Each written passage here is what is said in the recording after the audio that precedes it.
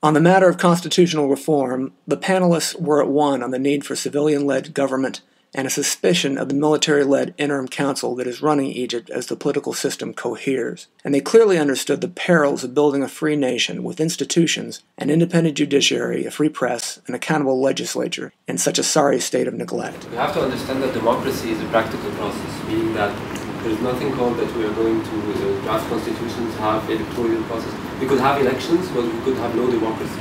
Italy is a very good example of that, if we could compare from that.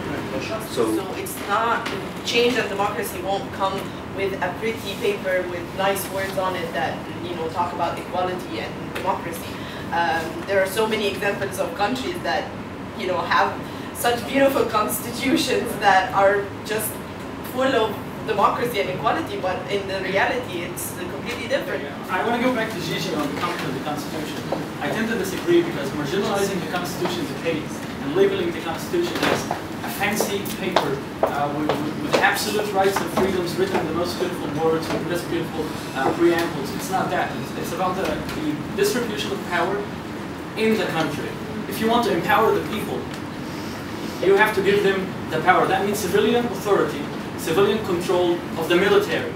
The issue is not about elections, it's not about institutions, it's not about paperwork, it's not about slogans, it's about the real essence of inclusion. That I think the most important thing right now is to build the institutions and the tools that truly represent those that took part in this revolution, like the workers' unions that are being built, like the popular committees for defending the revolution. The thing is, they actually, the military, the SCAF, Supreme Council of Armed Forces, they actually don't like being in the spotlight because everything they do, we just watch, it's watched, and they don't like that. They have so much power over the country, and they like that, power, but, they were pushed into this situation, so they have to do something about it anyway.